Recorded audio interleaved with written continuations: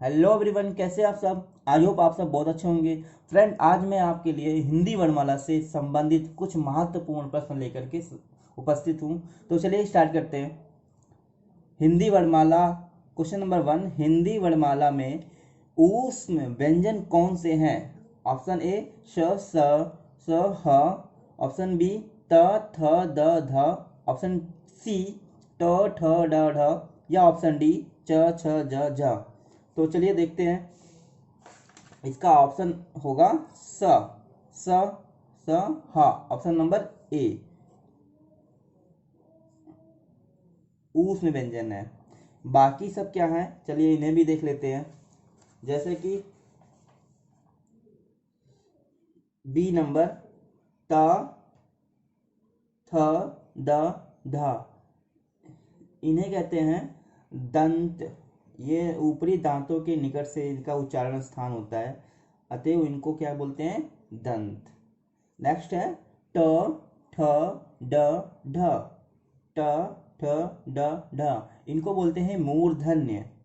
क्या बोलते हैं? मूर्धन, यानी मूर्धा मुंह के भीतरी जो ऊपर छत होता है ना, भीतरी छत, उसका अगला पार्ट होता है, उससे हमारा जो है इसका उच्चारण अर्थ सॉरी उच्चारण स्थान होता है, इसलिए इसको हम मूर्धा बोलते हैं और ये मूर्धन्य हो जाए मूर्धा से होता है, यानी कि मूर्धन्य।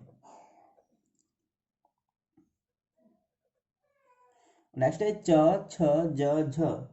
च, छ, ज, झ, ये जो होता है तालु, यानी मुंह के भीतर की छत पर पिछला जो भाग होता है, मुंह के भीतर जो होता है, ये मुंह के भीतर जो पिछला भाग होता है ना, उसके द्वारा इसको बोला जाता है, यानी कि ये तालु होता है, इसके लिए इसको बोलते हैं तालव्य वर्ण। तालव्य, तालव्य, तालव्य व्यंजन होता है। चलिए क्वेश्चन, चलिए समझ में आ गया होगा। नेक्स्ट क्वेश्चन देखते हैं। Question number 2। हिंदी के जिन वर्ण हिंदी के जिन वर्णों का उच्चारण करते समय केवल श्वास का प्रयोग किया जाए, उन वर्णों को क्या कहते हैं? Question number 2। हिंदी के जिन वर्णों का उच्चारण करते समय केवल श्वास का प्रयोग किया जाए, तो उन वर्णों को क्या कहते हैं? चलिए देखते हैं। ऑप्शन ए अघोष। ऑप्शन बी सघोष। ऑप्शन सी अल्प प्राण। या ऑप्शन डी महाप्राण। एक बार ऑप्शन फिर से पढ़ लेते हैं। अघोष, सघोष, अल्प प्राण और ऑप्शन डी महाप्राण। चलिए देखते हैं। तो इसका आंसर हो जाएगा ऑप्शन ए अघोष। अर्थात जिन वर्णों का उच्चारण करते समय केवल श्वास का प्रयोग किया जाए, उन वर्णों को क्या बोलते हैं? अघोष बोलते हैं।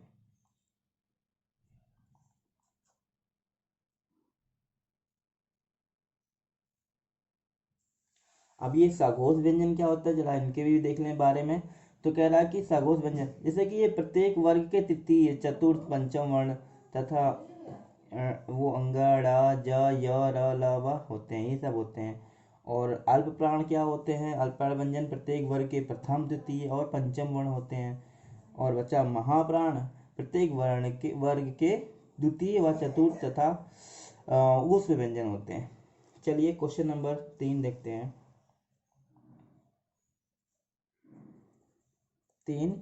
य, र, ल, व व्यंजन को कहते हैं। य, र, ल, व व्यंजनों को कहते हैं। ऑप्शन ए स्पर्श व्यंजन, ऑप्शन बी अंतस्थ व्यंजन, ऑप्शन सी उप व्यंजन या ऑप्शन डी इनमें से कोई नहीं। चलिए देखते हैं। तो इसका आंसर क्या हो जाएगा? अंतस्थ व्यंजन। इसका आंसर हो जाएगा अंतस्थ व्यंजन। अंतस्थ व्यंजन। चलिए क्वेश्चन नंबर 4 देखते हैं। अब ये क्वेश्चन है कि ओष्ठ ध्वनि क्या है, इनमें से ओष्ठ ध्वनि कौन सी है? तो पहला है ल, दूसरा है रा, तीसरा है श और डी नंबर फा। आप खुद समझिए। देखिए जैसे कि फा फा बोलने पर हमारे ओठ जो हैं वो क्या होते हैं, आपस में मिल जाते हैं। बट ला, रा, सा, इन सबको बोलने से हमारे ओठ जो है मिलते नहीं हैं, इसलिए हमारा आंसर क्या हो जाएगा, हमारा आंसर हो जाएगा फा। चलिए अब बाकी हम ये देखते हैं कि ये ला कौन सा व्यंजन है। ला को भी हम समझ लेंगे ये व्यंजन कौन सा है। तो ला क्या होता है, ला बोलते समय हमारी हमारी जीभ जो होती है और मसूड़ा दोनों मिल जाते हैं, इसलिए इसको क्या बोलते हैं, दंत मूल से निकलती है, ये वत् से होती है, इसको बोलते हैं।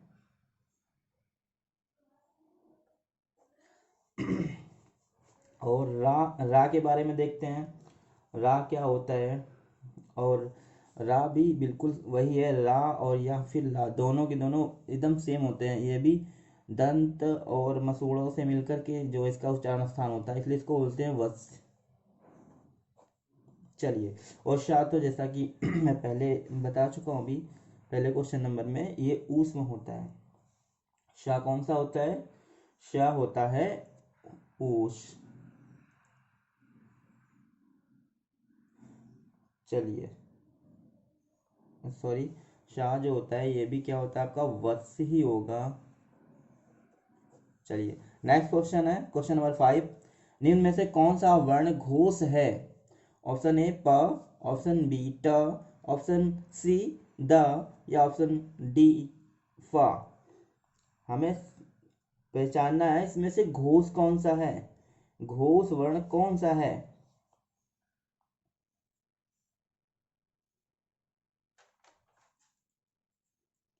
चलिए देखते हैं, तो इसका आंसर क्या हो जाएगा, दा।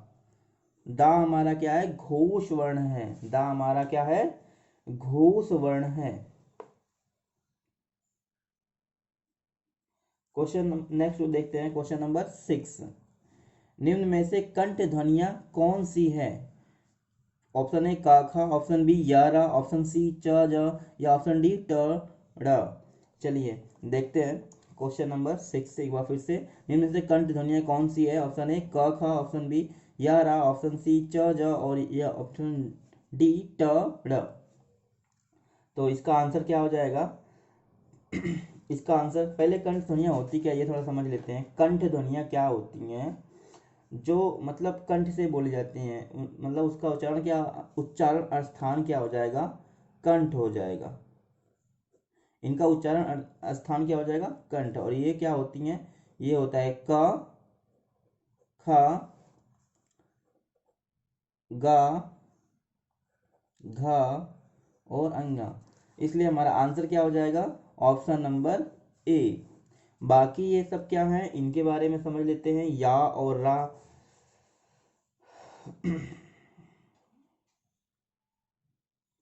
जैसे कि या तो हो जाएगा आपका तालब्य, रा हो जाएगा वस हो जाएगा, चा और जा हो जाएगा आपका ये तालब्य, ये भी तालब्य हो जाएगा।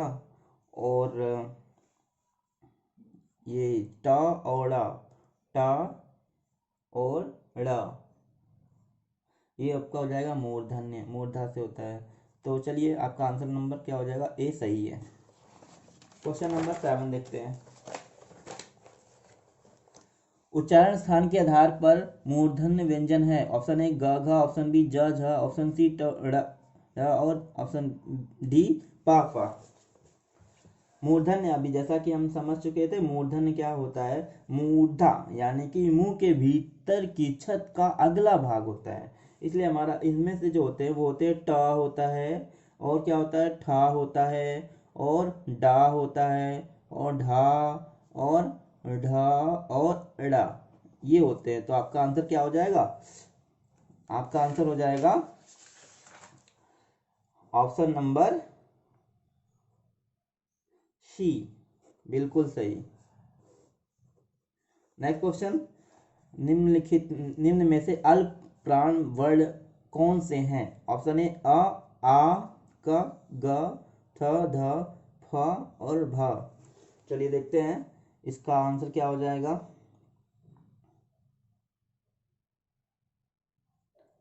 ठीक, अल्प प्राण की बात कर रहा है, अल्प प्राण। अब ये अल्प प्राण जो होते हैं ये व्यंजन प्रत्येक वर्ग के प्रथम तृतीय पंचम प्रत्येक वर्ग के प्रथम, तृतीय और पंचम वर्ण।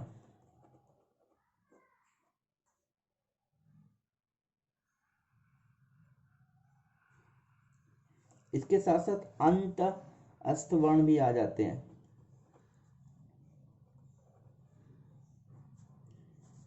ये होते हैं। तो अब ये प्रथम, द्वितीय, पंचम वर्ण कौन कौन से हो सकते हैं, आप देखिए, सोचिए। चलिए देखिए, देखते हैं इसका आंसर देखते हैं। जो है निम्नलिखित में से अल्प प्राण वर्ण जो है वो ऑप्शन नंबर आपका हो जाएगा। प्रथम में का और होता है ना, का प्रथम होता है, इसके बाद खा होता है, खा तो है नहीं, फिर गा या तृतीय वर्ण हो गया। तो प्रथम और तृतीय दोनों है। नेक्स्ट क्वेश्चन देखते हैं। 9 नंबर, इनमें से नवीन विकसित ध्वनियाँ कौन सी है? ऑप्शन ए खा गा, उ ए औ या फिर स। ये आरआरबी एग्जाम 2004 और 1997 में पूछा गया था।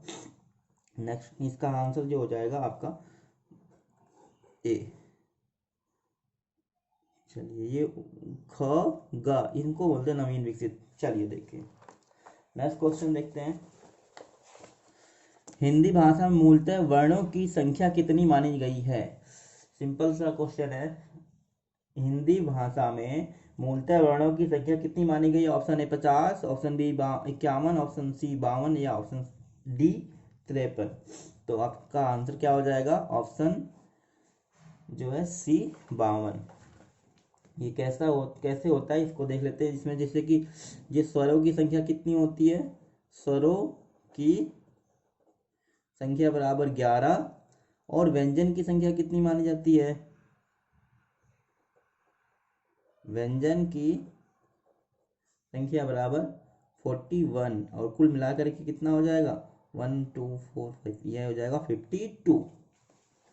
जिसमें से स्वर जो हार्ड स्वर होते हैं वो होते हैं 4, दीर्घ स्वर होते हैं उसमें 7 होते हैं, 7 4 11 हो गया। और व्यंजन की बात करें तो स्पर्श व्यंजन होते हैं वो होते हैं आपके 27, और अंतस्थ व्यंजन होते हैं 4, ऊष्म व्यंजन होते हैं 4, आगत व्यंजन होते हैं 2, संयुक्त व्यंजन होते हैं 4। सब मिला करके कितने हो जाएंगे? 41। चलिए ठीक है, नेक्स्ट क्वेश्चन देखते हैं। इसका आंसर हो जाएगा आपका 52। चलिए देखते हैं क्वेश्चन नंबर 11। नासिक के व्यंजन कौन सा है? ऑप्शन ए स, ऑप्शन बी मा, ऑप्शन सी ग या ऑप्शन डी ज। चलिए, सॉरी ये इया है, इया। तो आपका आंसर हो जाएगा यही बी, नासिक के व्यंजन। अब ये नासिक के व्यंजन क्या होता है इसके बारे में थोड़ा सा जान लेते हैं।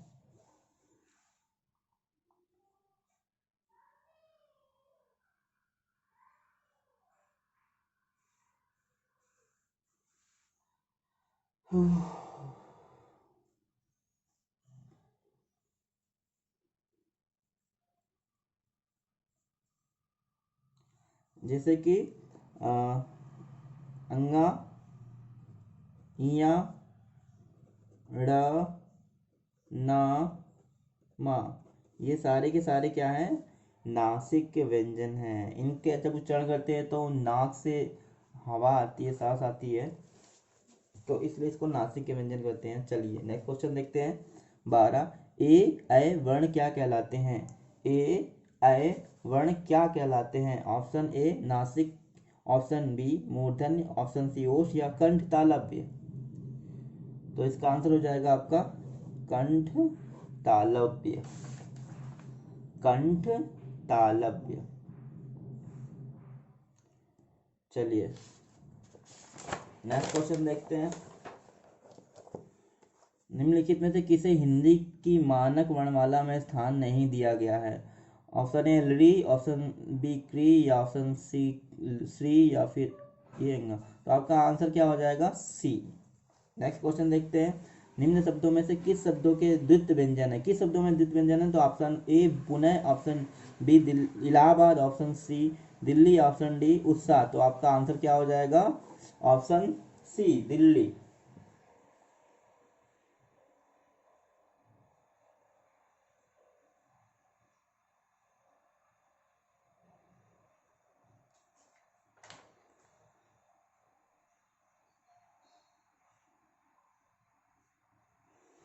नेक्स्ट है ज्ञ वर्ण किस वर्णों के संयोग से बना होता है? ज्ञ वर्ण किस वर्णों के संयोग से बना होता है?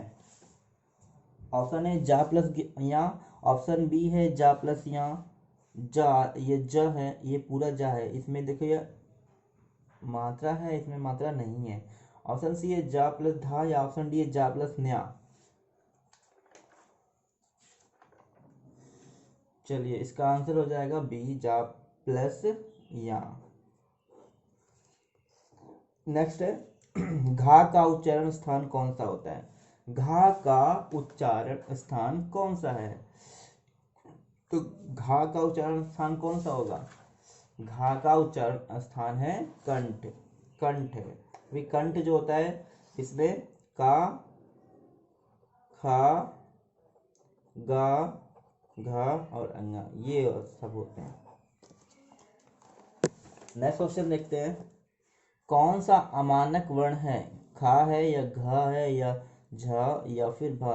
तो इस तरीके से झा नहीं लिखा जाता है, ऐसे लिखा जाता है, इसलिए आपका आंसर क्या हो जाएगा? C number. Question number 18, Hindi वर्णमाला के स्वरों की संख्या, कुल संख्या कितनी है? हिंदी वर्णमाला के स्वरों की कुल संख्या कितनी है? चलिए देखते हैं, तो इसका आंसर क्या हो जाएगा? 11 हो जाएगा। अभी स्वरों की संख्या 11 है, इनमें से कौन कौन से, तो हार्स कितनी है, दीर्घ कितनी है, तो चलो देखते हैं। हर्ष जो होती है वो है आपकी 4, उनमें से आ, ई, उ, री, और दीर्घ जो है आपकी वो है आपकी 7। कौन कौन सी? बड़ा आ, बड़ी ई, बड़ा उ, ए, ए, ओ, और कुल मिलाकर के 7, और 7 + 4 11। चलिए देखते हैं नेक्स्ट। हिंदी वर्णमाला में व्यंजनों की संख्या है? Answer A 32, answer B 33, option C 34 या फिर 35। तो इसका आंसर क्या हो जाएगा? व्यंजनों की कुल संख्या कितनी है?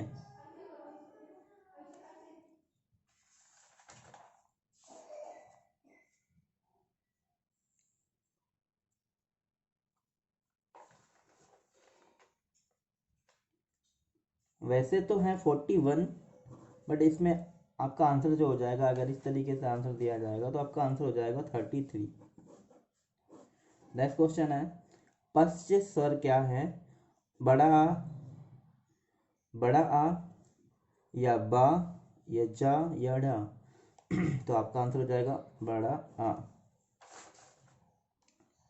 ये है पश्च स्वर।